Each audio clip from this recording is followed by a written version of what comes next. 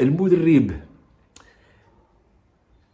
تاق في لاعب اللي الاغلبيه من الناس اللي انتقدوا، حيت كاين اللي كان يعني متفق مع الاداء ديال الفريق الوطني المغربي وقال بانه ما كانش معنا الحظ، ولكن كاين اللي كان بانه تيقول بانه المدرب دار هذا الخطا ودار هذا الخطا. صحيح انه كل شيء تيغلط، ولكن الزلزولي الشيء اللي تحسب الطريق السكيتي انه عطاه الثقه.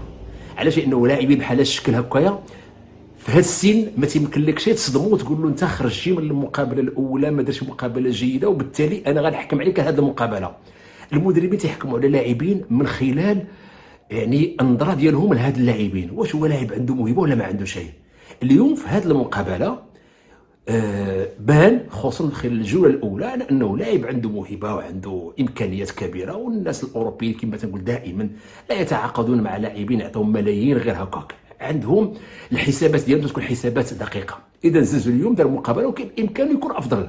راه صحيح انه حنا ديالنا تنلاحظوا عليه بانه المستوى ديالو نقص، وبانه يعني بحال شي واحد لاعب ما غير مهتم، ولكن الطبيعه ديال اللعب ديالو، الشكل ديال اللعب ديالو هو هذاك. بعد نوبه الفنان المبدع تكون عنده شي حالات خاصه به، الطريقه باش تسجل الهدف يعني بوحدها تشفع له انه من اللاعبين الكبار. اذا هذا كلاعب بوحده، ولكن كفريق فريق يبدع تيلعب كره باروع ما يكون. يعني واش تيظهر لنا بانه نخلقوا الفرص بهذا الشكل هكايا بسهوله؟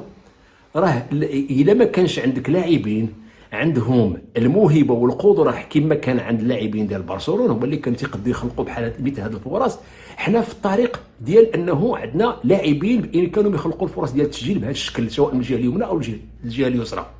الجهه اليمنى فيها اخوماش هذا لاعب اكيد بان وليد الركراكي غيشوف بانه راه زياش، وتنقولها زياش الوضعيه ديالو يعني قد تتعقد يعني مع مرور الوقت، لانه هذا لاعب عنده موهبه كبيره وكبيره جدا. يعني لاعب تيتحرك كيف ما بغى، عطيه الكره كيف ما بغيتي وتيقصد. حيت اللاعبين اللي تيتميزوا عاده هما اللاعبين اللي عنده القدره على انه ياخذ الكره ويقصد المدافع، تيقولوا انا مستعد نجي نراوغك. حنا ما عندناش واحد، عندنا بزاف ديال اللاعبين عندهم هاد القوه هذه. حنا كان تيكون عندنا واحد ولا جوج، كان تيكون عندنا مثلا بحال دابا في وقت في الثمانينات كان عندنا مثلا بودربالات، ثم كان باصير، كان بعض اللاعبين اللي عندهم هذه المميزات. حنا عندنا هاد اللاعبين ديالنا كلهم عندهم هذه المميزات هذه. التحليل ديال المقابله ديال اليوم ديال المغرب مع العراق يمكن نقول بانه تعليق شبيه بالمقابله اللي لعبناها مع اوكرانيا، لانه المقابله ديال اوكرانيا الطريقه باش لعبنا الى تتذكروا كنت قلت بانه اداء مقنع والنتيجه غير مستحقه. علاش؟ لان هنا شاهدنا فريق تيلعب كره مثاليه، لعبنا بالاسلوب ديالنا، قلنا بان اللاعبين كانوا تيلعبوا باستمتاع. الكره المغربيه الحقيقيه، التمريرات القصيره اللي تعتمد على الفنيه وعلى المهارات ديال اللاعبين. ما حال فاش الحظ داروا بعض الاخطاء اللي ما غنقولوا شيء بانه هذوك الاخطاء غيمحيو لنا الصوره اللي عطانا الفريق الوطني المغربي مع اوكرانيا. انا ديك الموضوع اوكرانيا غنبقى نهضر بها على انه واحده من اجمل المقابلات، خصوصا خلال الشوط الثاني، بالرغم ان النتيجه كانت سلبيه. انما المقابله ديال اليوم جات تاكيد على انه المسار ديال الفريق الوطني يعني الطريقه باش يلعب، ما نقولش المسار، نقول الطريقه باش يلعب طريقه يعني اصبحت الان مهضومه عند اللاعبين. وصراحه هذه سنين ما شفت شي فريق وطني تيلعب بهذا الاسلوب. لاعبين عندهم موهبه، خلينا نقولوا مبدعين فنانين تيلعبوا الكره بشكل رائع. الطريقه باش ديال المقابله الشوط الاول كان يعني نذكروا الشوط الاول والشوط الثاني، ولكن الشوط الاول كان فيه اداء جميل. اذا بالنسبه لي انا مقابله مثاليه، وغنأكد بان امتداد ديال المقابله ديال اوكرانيا. المقابله ديال اوكرانيا خسرناها، ولكن هذه حالف من الحظ وبكثير من التركيز، لانه ما كانش ذاك اللعب الاستعراضي الكبير، وان كان طحنا فيه في الشوط الثاني.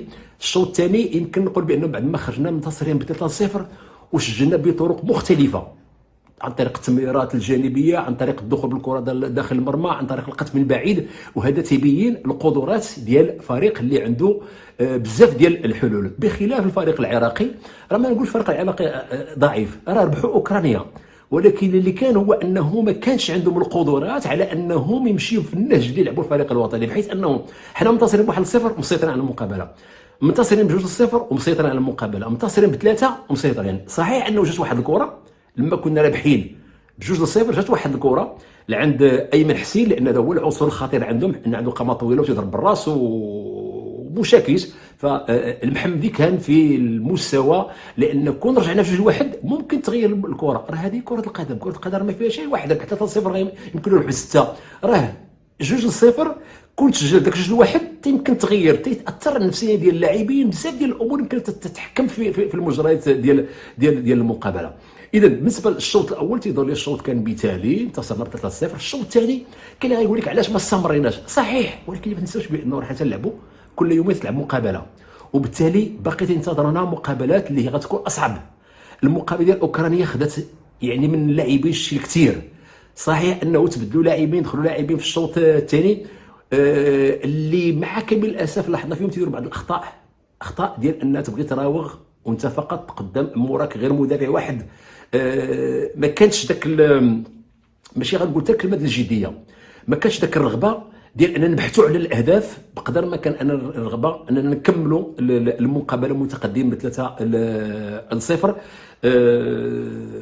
تيظهر لي بانه انا بالنسبه لي تنشوف بانه هذه مقابله كانت مقابله مثاليه، واللي غنركز عليه راه هذا هو الاسلوب ديال كره القدم المغربيه، وهذا راه هو الفريق ديال المستقبل. وراه تيصعاب على انك تجي تقول شي لعاب من هاد اللعابه هادو انك راه يمكن ما عندكش المكانه ديالك. انا تنشوف من خلال هاد اللاعبين اللي تنشوفوا الان، من خلال المقابلات اللي لعبنا الان، راه حتى اللي خسرنا راه كان فيها لاعبين كان فيها الاداء مزيان، راه النتيجه اللي كانت سلبيه. هادو لاعبين كلهم بدون استثناء لاعبين عندهم ماس، خصوصا داك اللاعبين اللي يدخلوا داك 11 الاولانيين، راه ما كاين واحد 13 واحد ما شاء الله الموهبه ديالهم موهبه كبيره جدا، يعني المكانه ديالهم مع الفريق الاول ديال الوليد الركراكي ما هي شيء مكانه اللي نقدروا نقولوا غادي نعطيوهم شي فرصه كما تنسمعوا. لا، اللي دخلتيه بامكانه يلعب، ما تنظنش لان كاين شي تميز عند لاعبين اخرين على هادو الا تعطيتهم الثقه واستمروا بهذا الاسلوب، بهذا النهج، بهذا الكره، بهذا الشكل، لان هي الكره ديال المغرب. الكره المغرب هي هذه اللي مبنيه على المهارات الفنيه ديال اللاعبين. هادو لاعبين الطريقه باش يلعبوا الكره ما متعودينش عليها بصراحه، باش نكونوا على يعني باش نكونوا صادقين. لاعبين عندهم مهارات، عطيه الكره كيف ما عطيتي له في وسط 3 في وسط 4 تيخرجوها. راه بحال هاد اللعابه هادو راه موجودينش، بدليل انه العراق علاش ما قدروش يديروا هذا الشيء هذا، ما قدروش حيت ما عندهمش اللعابه ما عندهمش هذه المهارات. يمكن عندهم لاعبين واقفين قويين تيلعبوا باسلوب يعني كلاسيكي، يمكن بحال المصريين تيلعبوا كره واقعيه، ولكن حنايا الكره الواقعيه ما تصلح لنا شي، حيت ما عندناش داك يعني البنيه الجسميه ديال هذا اللعب. البنيه ديالنا فيها الفنيه وفيها الجماليه عند اللاعبين ديالنا، عندهم مهارات، تتبقى فقط غير هذه المهارات توظف. تلاحظوا بانه تنهضر على المقابله ديال المغرب والعراق، ولكن تنتذكر بصفه عامه على الاسلوب ديالنا باش نخرجوا بخلاصه على انه الكره المغربيه خص تمشي في المدرسه ديالها. عندك هاد اللاعبين خصك تلعب لهم الاسلوب ديالهم. تيبقى فقط الان خاص اللي خصنا نلعبوا عليه الانضباط التكتيكي، وانه نديروا ما دار زازول اليوم، كان يزاوج ما بين انه لما تكون عنده المناسبه باش يراوغ قدام واحد تيمكن له يراوغوا، لما تيكونوا قدامه ثلاثه تيلعب الكره. اذا هذا هو ما يسمى بالنضج التكتيكي ديال اللاعب، يعرف واش غادي يراوغ وقتاش يمرر. الا بدينا الى غنطيحوا دائما في الفخ ديال اللي خدا الكره تيحس براسو ان عنده مهارات، غيبقى يراوغ من الجهه اليمنى ويراوغ في الجهه اليسرى في الوسط، ما غنوصلوش المبتغى هو اننا نخلقوا فريق نموذجي تيلعب الكره. اللاعبين تيظهر لي بانه كان عندهم واحد الجانب اخر، هو الجانب ديال الحماس والرغبه في الوصول الى الدور الثاني، وهذه الرغبه تاكدت في هذه المقابله. وانا صراحه يعني صعب علي نهضر على المقابله لان كنا بوحدينا في الملعب، ماشي الفريق ضعيف باش عاوتاني ماشي من انتصرنا ب 3-0 الفريق ضعيف، لا، الفريق حنا ضعفناه. علاش؟ لانه عندنا لاعبين عندهم مهارات، وهاد اللاعبين يمكن نعتبرها مفاجاه الا ما كانش هذا الفريق ديالنا مع ثلاثه الاولين صراحه. يعني باش نكون منطقي بهذا الشكل هكايا، عندنا فريق اللي يمكن له يمشي بعيد في هذا الاولمبياد ان شاء الله، وغننتظروا من غنلعبوا، واش غادي يلعبوا مع نيوزيلندا ولا مع امريكا ولا مع غينيا، لانه فرنسا قد تسير الى الاحتلال ديال الصف الاول. حنا حتلينا الصف الاول بفضل الفوز ديالنا على الارجنتين، تعدنا في كل شيء. فتظهر لي بانه تصلحت بعض الامور مقارنه مع المقابله ديال اوكرانيا. راه ما تصلحش اللعب بقى هو في نفس اللعب، اللي تصلح غير الانضباط التكتيكي والفعاليه اللي كانت عند اللاعبين. يعني طبعا نبقاو متفائلين، عندنا فريق اللي يلعب مع من مكان بالملاحظات اللي غتقدم للاعبين. فعندنا فريق اللي ان شاء الله يكون في البوديوم ان شاء الله.